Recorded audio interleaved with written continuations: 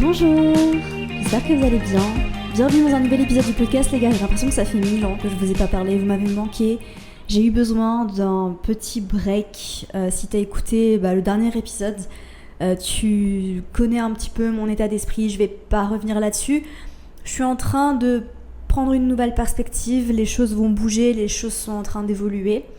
La situation dans laquelle j'étais n'est pas encore tout à fait réglée, donc je suis encore dans cet état de voilà, mais ça va bien se passer. Aujourd'hui, on se retrouve pour le premier épisode de 2025. Incroyable! On commence l'année avec une énergie de dingue. Alors, oui et non, on est toujours en rétrograde de Mars, on va pas se voiler la face. Et les énergies sont pas nécessairement en train de nous pousser vers l'avant tout de suite, d'accord?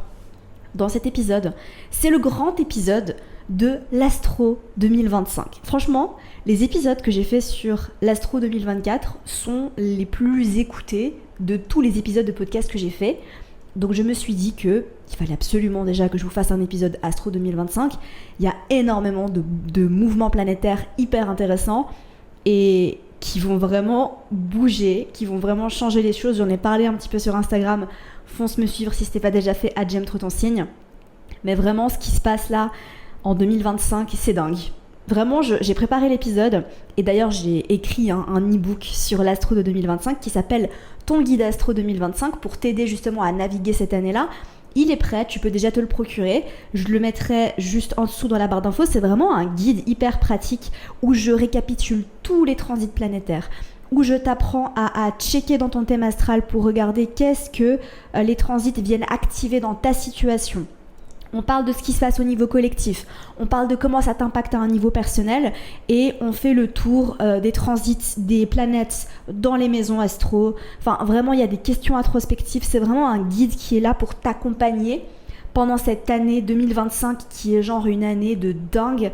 Et c'est un guide que j'ai créé pour t'aider justement à prendre cette année, à saisir les opportunités, à travailler avec l'énergie et pas à contre-courant.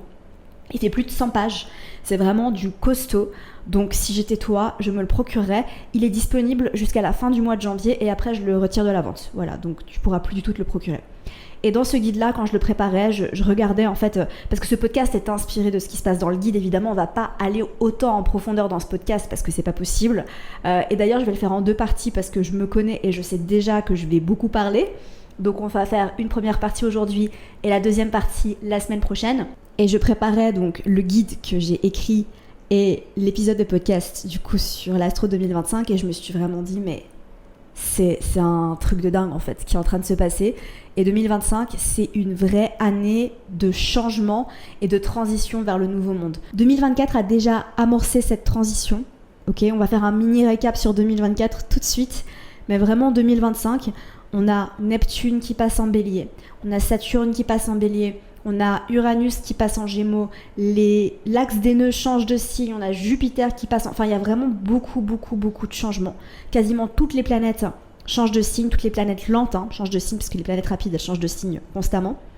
Il y a juste Pluton qui reste en Verseau, mais là, Pluton, pour le coup, il s'ancre en Verseau et il va rester en Verseau pour les 20 prochaines années, jusqu'en 2000... je crois que c'est 2046, quelque chose comme ça. Je suis désolée, j'ai plus les dates en date, mais on aura l'occasion d'en reparler d'ici là, d'accord? Donc Pluton est en Verseau pendant un très très long moment. Ça a vraiment été un des transits majeurs qui a vraiment marqué 2024.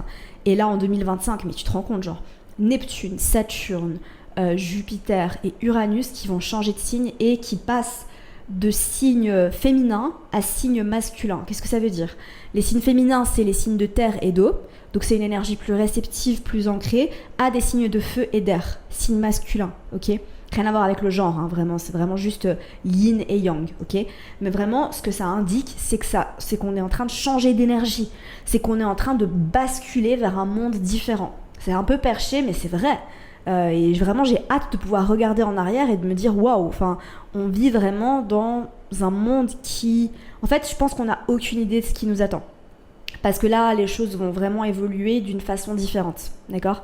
Ce qui est important de noter, et je vais revenir sur chacun des transits, donc dans ces épisodes de podcast, celui d'aujourd'hui et celui de la semaine prochaine, je vais détailler tous les transits, on va parler des dates, et on va parler de comment ça va nous impacter à un niveau collectif, et on va parler de comment ça va nous impacter à un niveau personnel, de quelles sont les invitations justement de ces transits-là. Et puis si tu veux aller plus loin, eh bien je te conseille vraiment de te procurer l'e-book, parce que je te le dis, c'est de la bombe atomique. Vraiment, c'est un e-book qui va pouvoir t'accompagner tout au long de l'année, et même pour les années à venir, parce que les énergies des transits que je suis en train de décrire, c'est pas des transits qui durent 1 an, c'est des transits qui durent super longtemps. Donc c'est un e-book qui va même pouvoir t'accompagner en 2026, en 2027, parce que Neptune en Bélier va rester 14 ans, Uranus en Gémeaux va rester 7 ans.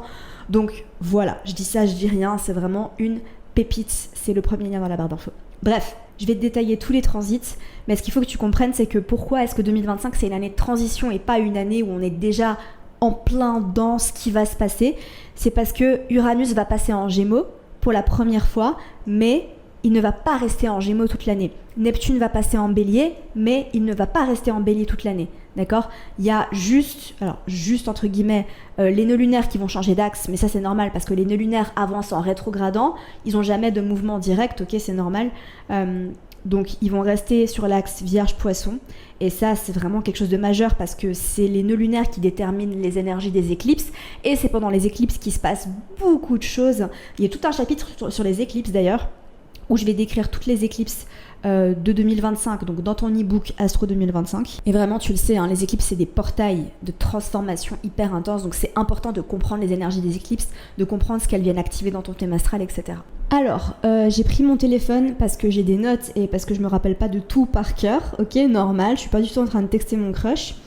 Alors, qu'est-ce qui va t'attendre en 2025 dans les grandes lignes ? Comme je l'ai dit, les nœuds lunaires vont basculer sur l'axe Poisson-Vierge au mois de janvier déjà. Je vais te donner toutes les dates en détail dans cet épisode. Donc là, ça va être un appel justement à trouver l'équilibre entre lâcher prise, donc Poisson, et le contrôle, la Vierge. Donc on va vraiment être appelé collectivement et à un niveau personnel à lâcher la notion de contrôle et à faire confiance. Et vraiment, ça va être nécessaire parce que ce qui nous attend, comme je te l'ai dit, c'est une année de transition, c'est une année où tout peut basculer. Donc là, on va avoir besoin de lâcher le contrôle et de vraiment faire confiance à ce qui arrive. Les éclipses qui vont arriver sur cet axe vont activer des transformations qui vont être rapides, qui vont être fulgurantes, et des prises de conscience très importantes avec le nœud nord en Poisson. On a Neptune et Saturne qui vont passer en Bélier et Uranus qui va passer en Gémeaux.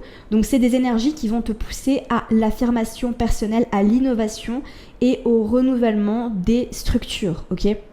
Donc c'est des débuts de cycle. Là, on entame des débuts de cycle. Même si les planètes vont pas rester dans ces signes-là, donc Neptune va pas rester en Bélier toute l'année comme je te l'ai dit, Uranus va pas rester en Gémeaux toute l'année comme je te l'ai dit, mais on a quand même le début d'un nouveau cycle, des cycles qui vont durer des années et des années, d'accord ? Donc ils vont influencer autant ta vie perso que les dynamiques collectives. Et enfin, et ça j'ai oublié de le dire d'ailleurs dans l'intro de ce podcast, on est toujours dans l'intro d'ailleurs. J'ai vu un mème l'autre jour sur Instagram et j'ai explosé de rire parce que c'est... je sais pas si je l'ai partagé ou pas, mais je vais le partager si jamais je l'ai pas déjà fait. C'est un mème qui dit les podcasteurs en 2024, après 40 minutes d'épisode. Bon, passons maintenant au vif du sujet. Je me suis pas sentie visée du tout. Voilà, mais apparemment vous aimez bien quand même quand... Alors après là, j'ai pas trop parlé de moi, j'ai vraiment pas parlé de ma vie, j'ai pas raconté ma life, j'ai vraiment juste... J'ai fait une intro sur l'Astro 2025, ok, donc là vous pouvez rien dire les gars. De toute façon vous me dites jamais rien, vous êtes tout le temps là en train de me dire j'adore quand tu parles.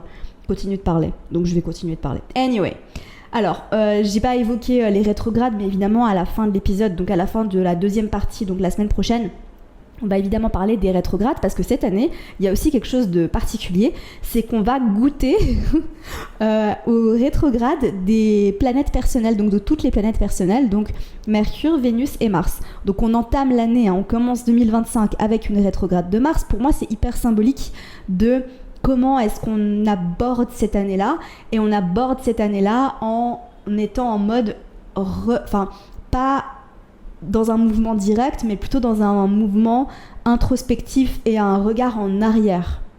Et c'est pour moi l'invitation de 2025, c'est de regarder qu'est-ce qui s'est déjà passé. On va commencer des nouveaux cycles avec toutes ces planètes lentes qui démarrent des nouveaux cycles en changeant de signe.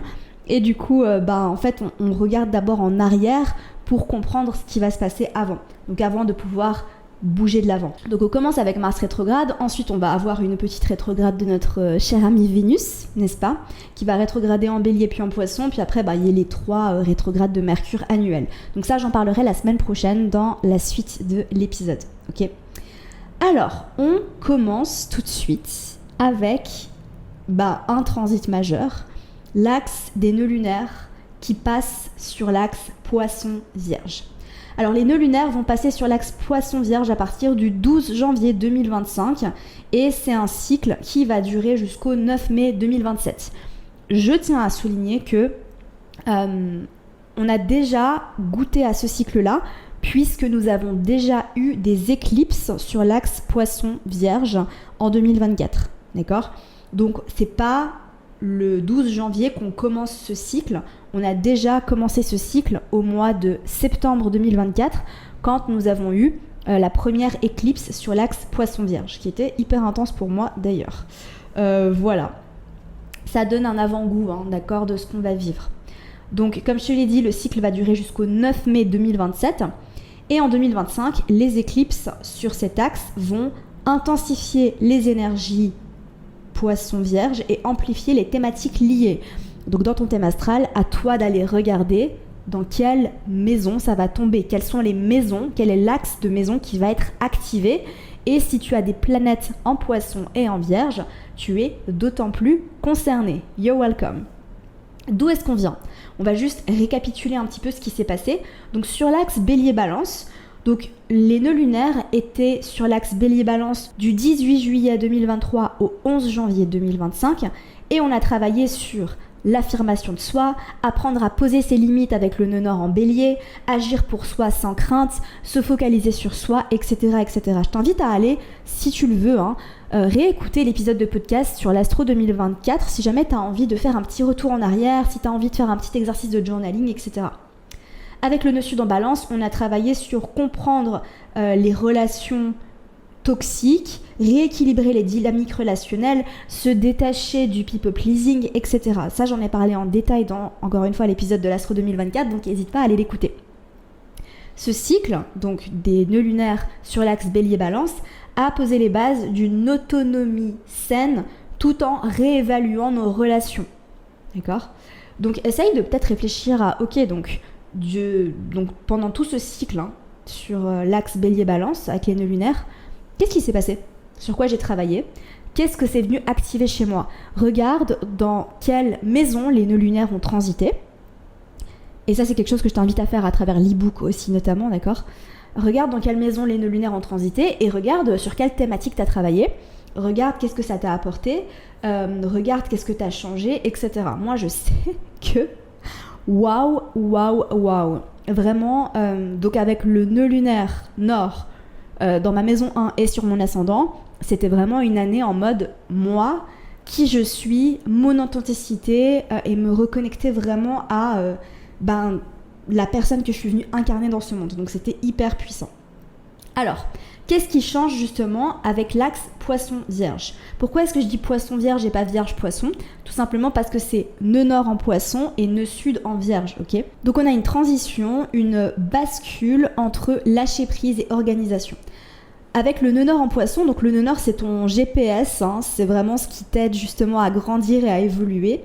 Le nœud nord en Poisson, il va t'inviter à explorer des dimensions plus intuitives et connectées au collectif, apprendre à lâcher les attentes rigides et suivre ton inspiration, ton flow intérieur, ton intuition. Mettre en avant la compassion, la spiritualité et l'ouverture à l'imprévu. Ça veut dire lâcher le contrôle. Ah là là, mais toutes les personnes avec des placements en Vierge là, qui s'accrochent au contrôle et tout ça, vous allez devoir travailler. Alors vous allez pas avoir le choix. Je vous le dis déjà, je suis désolée, c'est la vérité. Vous n'allez pas avoir le choix que de travailler sur la notion de lâcher prise. Ce que tu dois relâcher avec le nœud sud en Vierge, donc relâcher ou transformer. Les routines, le perfectionnisme, les schémas rigides qui freinent ta fluidité et la connexion au flot de la vie. Le besoin de lâcher le contrôle sur les détails insignifiants, donc le perfectionnisme, le fait de se concentrer de façon trop rigide sur les détails, et c'est une opportunité de simplifier ton quotidien, d'alléger tes attentes. Donc vraiment, c'est une invitation à te connecter à quelque chose de plus grand, à lâcher le perfectionnisme, à lâcher les détails, à lâcher le contrôle, à lâcher cette envie de t'agripper à tout prix. D'accord ? Les grandes thématiques qu'on va travailler à un niveau collectif avec les nœuds lunaires sur l'axe Poisson-Vierge en 2025. La santé et le bien-être, donc une révision des systèmes de santé avec plus d'intégration de la science et des approches alternatives. Donc je dirais une montée des médecines holistiques, de tout ce qui est soins énergétiques, et vraiment le fait de voir tout ce qui est énergétique comme directement corrélé à notre bien-être corporel et physique. D'accord ? Au niveau de la spiritualité, un essor des pratiques comme la méditation, l'intuition, les connexions spirituelles, la connexion à l'énergétique, et plus d'ouverture à une vision collective connectée à l'humanité.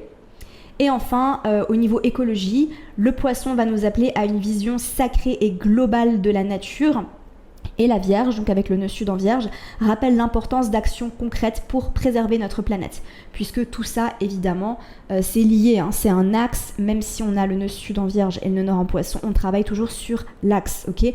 Le but vraiment, et ça je le dis tout le temps, hein, c'est pas de démoniser le nœud sud, mais c'est vraiment de relâcher, c'est le bon mot, hein, tout ce qui ne nous sert plus avec les parts plus sombres qui sont connectées au nœud sud en signe, en maison, etc.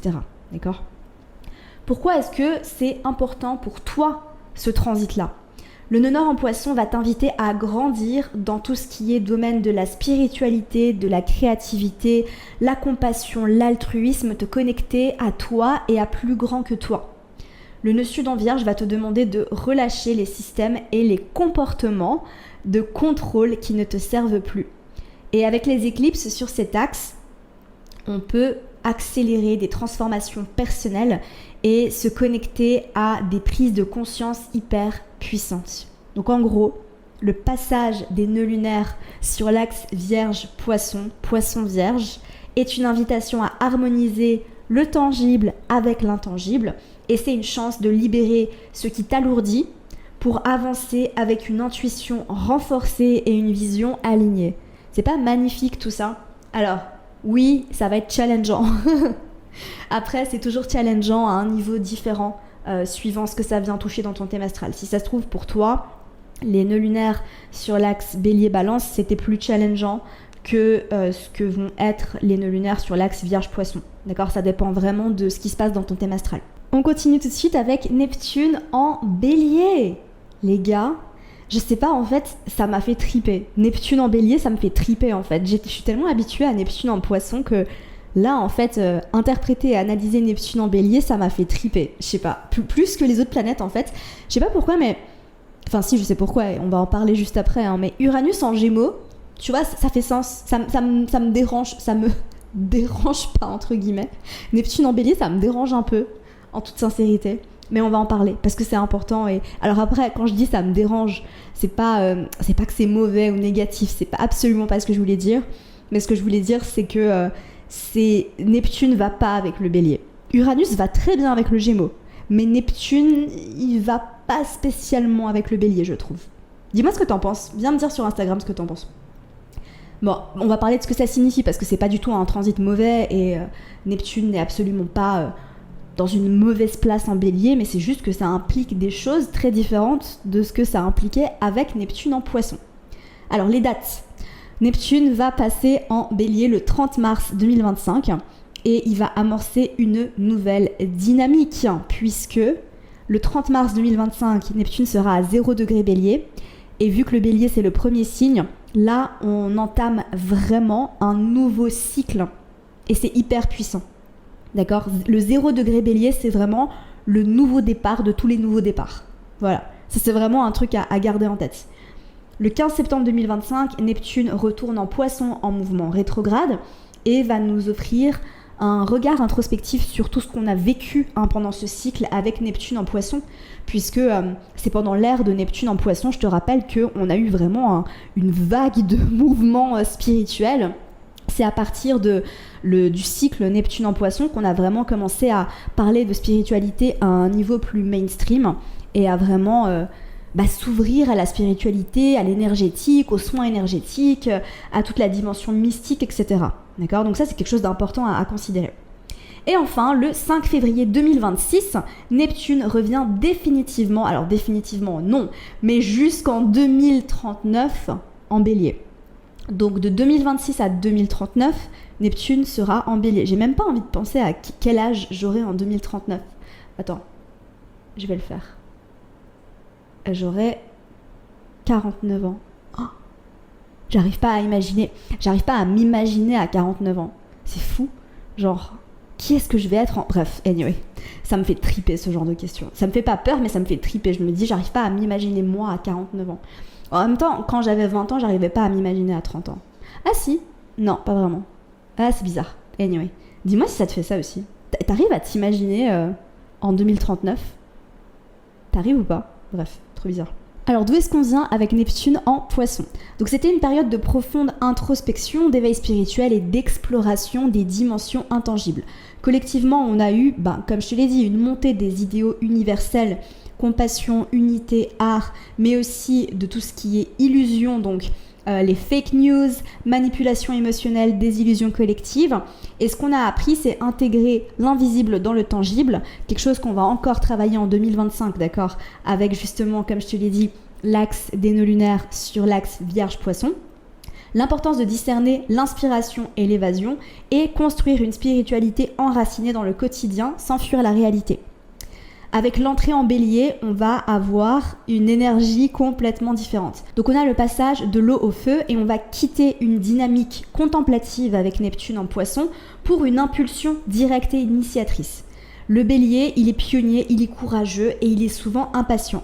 Neptune en Bélier va nous pousser à transformer nos visions en actions concrètes. Donc on n'est plus trop dans le rêve et la contemplation et les idéaux, mais on est vraiment dans comment est-ce que je vais pouvoir matérialiser toutes ces visions par des actions concrètes. Donc c'est pas matérialiser en mode signe de terre, parce que ça va être après avec Neptune en Bélier, Neptune en Taureau, excuse-moi. Mais c'est vraiment comment est-ce que je peux passer à l'action pour faire en sorte que ces rêves deviennent réalité. Les nouvelles dynamiques, justement, c'est action sur les idéaux, comme je viens de le dire. Donc tu ne te contentes plus de simplement rêver, tu passes à l'action pour incarner tes aspirations. Donc c'est cool, au final, on kiffe. Mais ça bouge, d'accord ? Ça change. Défendre tes valeurs va devenir central avec un risque de basculer dans un individualisme rigide. Parce que c'est vrai que le Poisson, c'est un signe qui est très collectif.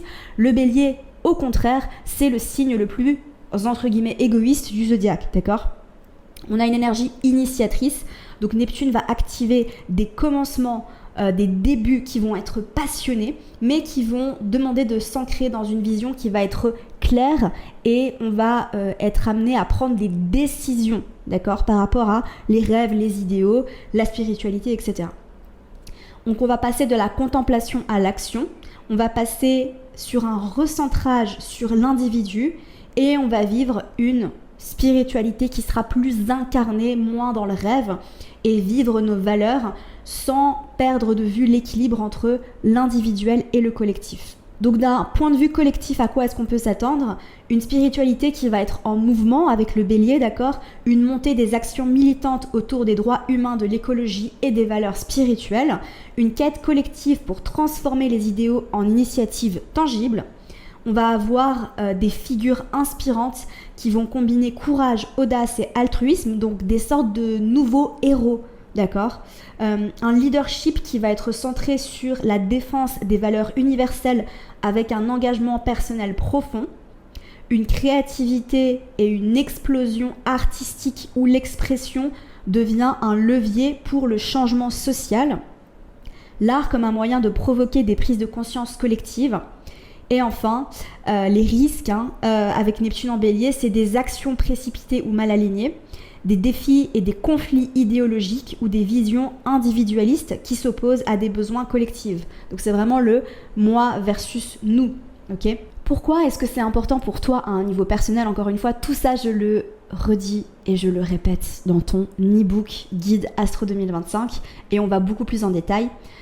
Pour toi, c'est important parce que ça va t'aider à manifester tes idéaux. Ce transit va t'inviter à t'aligner avec tes actions et tout ce qui te passionne et te motive à un niveau profond.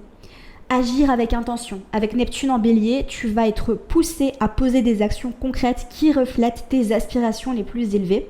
Affirmer tes valeurs, parce que c'est pas le moment de douter de toi ou de t'attendre, parce que là, en fait, avec Neptune en Bélier, tu vas devoir te lever pour ce que tu crois, tout simplement. Tu vas devoir te lever et te battre. Alors, les aspects que Neptune en Bélier va former en 2025. Alors, il va y avoir une conjonction entre Saturne en Bélier et Neptune en Bélier. Attention, il ne s'agit pas d'une vraie conjonction. Ils vont pas être vraiment conjoints, mais ils vont flirter ensemble. Ça veut dire qu'en fait, on va pas avoir une vraie conjonction. Nous, astrologues, ne considérons pas qu'il va vraiment y avoir une conjonction entre Saturne et Neptune, et cette conjonction, on va l'avoir en 2026, d'accord ? Mais par contre, on va ressentir l'énergie de la conjonction, ok ? Même si elle sera pas exacte, et même si elle va pas, on peut pas considérer qu'elle a vraiment lieu, on ressent l'énergie de la conjonction, ok ? Donc c'est une tension entre matérialiser l'inspiration et structurer le chaos. Collectivement, on pourrait avoir des réformes dans les institutions pour intégrer davantage de compassion et d'humanité.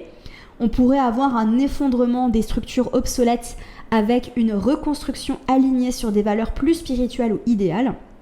Et ce qu'on va ressentir vraiment, c'est une quête de sens amplifiée, une volonté de se battre pour nos idéaux, une envie de rendre concrets ces idéaux-là, mais aussi des doutes face à des systèmes qui semblent s'effriter. D'accord ? C'est une conjonction qui est majeure, les gars. Genre vraiment, quand j'ai vu qu'on allait avoir cette énergie-là en 2025, je me suis dit waouh, c'est hyper important, hyper impactant. Mais encore une fois, on va la ressentir en 2025. Elle va être d'autant plus pertinente à partir de 2026, mais je t'en parle déjà parce que on va ressentir l'énergie. On va pas la ressentir aussi fort et ça va pas être aussi fort qu'en 2026, mais quand même. Ensuite, Neptune en Bélier va être en carré à Jupiter en Cancer. Ok, donc c'est un carré qui va être exact le 18 juin et il va être ressenti dès le mois de mai 2025. Alors ici, les carrés à Jupiter, c'est jamais c'est jamais aussi difficilement ressenti ou vécu que les carrés de Saturne ou Pluton, par exemple, d'accord, qui sont vraiment des énergies qui sont beaucoup plus lourdes.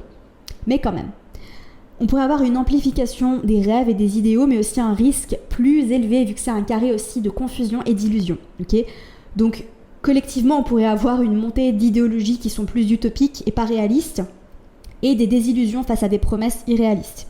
Ce qu'on va ressentir, c'est une grande inspiration, donc on va se sentir particulièrement inspiré, mais aussi on va avoir un besoin de discerner les aspirations élevées et les attentes irréalistes. Donc là, vraiment, ce carré, pour moi, il est synonyme de confusion.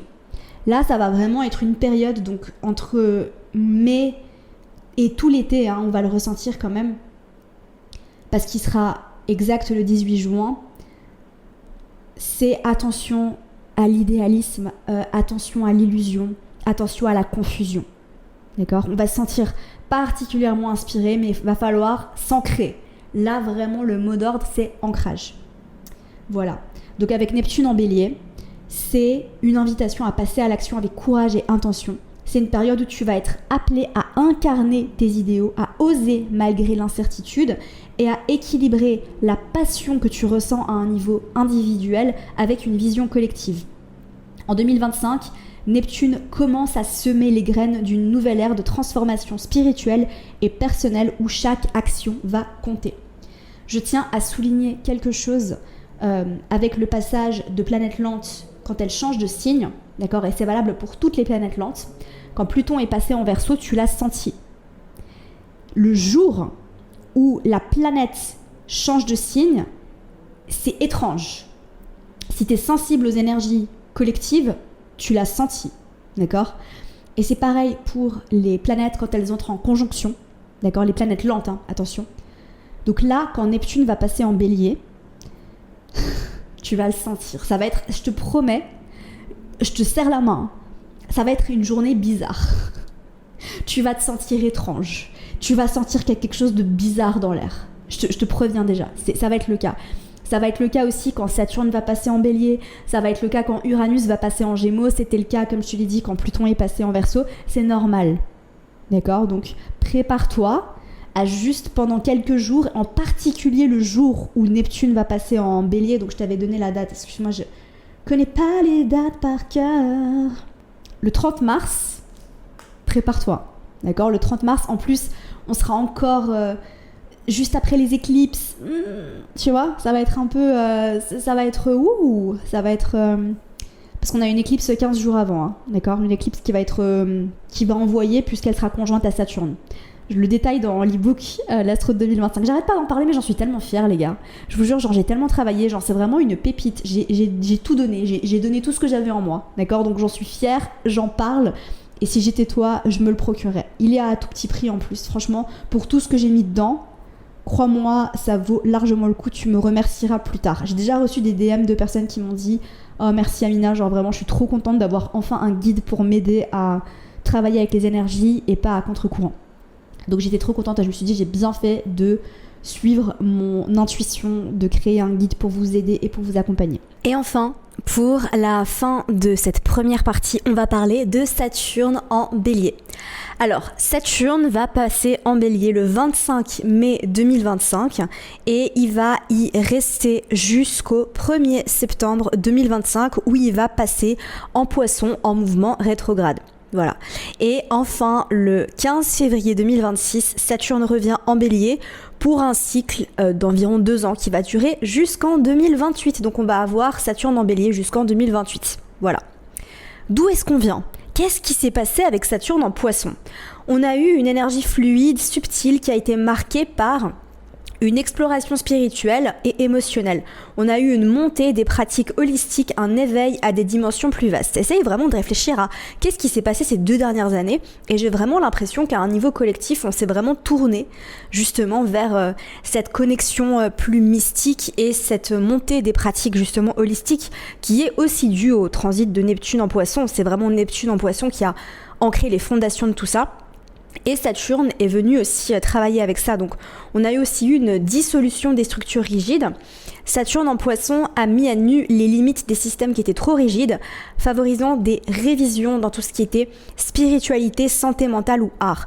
J'ai l'impression, et franchement, je suis pas la seule à le dire, mais on a parlé de santé mentale, donc Saturne en Poisson, énormément ces 2 dernières années. Vraiment, le sujet de la santé mentale, c'est quelque chose qui est revenu encore et encore et encore partout sur les réseaux sociaux, les podcasts, etc.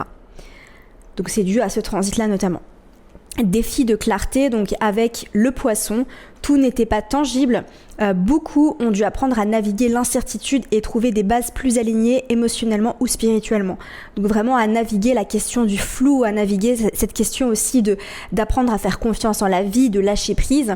Parce que Saturne, c'est aussi une planète de discipline, c'est une planète de leçons, de challenge. Et du coup, le challenge, c'était aussi d'apprendre à naviguer dans le flou, d'apprendre à naviguer dans on ne sait pas trop où on va. Ce qu'on a appris, intégrer l'intangible dans le tangible, accepter que l'incertitude fait partie de la construction de quelque chose de plus grand. Voilà. Donc magnifique transit. Où est-ce qu'on va avec Saturne en Bélier ? Passage de l'eau au feu, donc on va quitter la fluidité du Poisson pour une énergie de feu qui va être initiatrice. Je te rappelle que Saturne est exalté en Balance et que du coup il est en chute en Bélier. Le Bélier, c'est pas un signe où Saturne se sent à l'aise. Pourquoi ? Saturne, c'est une planète de lenteur. C'est une planète qui pose des bases solides. Le Bélier, c'est un feu tout femme qui a envie de passer à l'action le plus rapidement possible. Donc tu comprends pourquoi Saturne, il se sent pas hyper à l'aise dans le signe du Bélier. Avec Saturne, l'élan naturel du Bélier est structuré, canalisé et poussé à s'ancrer dans des actions réfléchies. Je te rappelle aussi quelque chose d'important, c'est que le fait que Saturne soit en chute en Bélier, c'est pas du tout quelque chose de mauvais ou c'est pas du tout un mauvais signe ou ça veut absolument pas dire que ce transit va être mauvais. Et si tu as Saturne en Bélier au natal, donc dans ton thème astral, si tu as Saturne en Bélier, eh bien tu vas démarrer ton retour de Saturne, donc surtout à partir de 2026, ok ? Mais c'est pas du tout quelque chose de mauvais. Je te rappelle qu'avec Jupiter en Gémeaux, donc on a eu, en fait je viens de dire l'année passée, cette année, parce qu'en fait le jour où tu écoutes ce podcast, on est en 2025, mais le jour où je l'enregistre, on est en 2024. Bref, Jupiter est passé en Gémeaux, Jupiter est du coup en exil dans le signe du Gémeaux. Est-ce que c'était un mauvais transit ? Est-ce qu'on l'a mal vécu ? Absolument pas. Ok ? Donc les grandes dynamiques de Saturne en Bélier, prendre ses responsabilités. Avec Saturne en Bélier, on est poussé à devenir acteur de notre vie. Chaque initiative doit être réfléchie et les décisions pesées. Donc pas de passage à l'action brutale parce que c'est quelque chose on va être challengé avec ça, avec Saturne en Bélier, ok ? Leadership à un niveau personnel, ce transit va demander de prendre des positions courageuses, donc la notion de courage est très importante avec le Bélier, en restant aligné sur des valeurs solides. Endurance et discipline, le Bélier veut agir vite, mais Saturne rappelle que la précipitation mène rarement à des résultats durables. Donc ça va vraiment être... c'est un peu cette énergie de j'ai envie d'avancer, mais attention, on se précipite pas. Mais j'ai envie d'y aller, mais attention. Donc tu risques d'être freiné dans tes élans. De façon collective, à quoi est-ce qu'on peut s'attendre ? Un appel au leadership authentique. Vraiment, c'est quelque chose qu'on va exiger de nos figures d'autorité, puisque Saturne est le représentant des figures d'autorité. Transparence et responsabilité. Authenticité. Le Bélier, c'est un signe authentique, ok ? Émergence des leaders jeunes ou novateurs. Le Bélier, c'est le premier signe du zodiaque et c'est un signe de fraîcheur et de jeunesse. Et donc des figures d'autorité qui vont être possiblement plus jeunes et qui vont être capables de combiner audace et structure. Des réformes audacieuses mais rigoureuses, donc des initiatives globales qui vont être solidement planifiées. Des innovations technologiques, climatiques ou sociales poussées par une nécessité de transformation durable. Des tests collectifs de résilience, donc on va possiblement faire face à des défis qui vont nous demander de la patience et du courage. Patience, Saturne, courage, Bélier, d'accord ? Ça c'est vraiment les mots d'ordre. Une discipline collective pour surmonter les crises climatiques, économiques et sociales, évidemment. Alors ce que Saturne va activer pour toi, un sens des responsabilités accrues.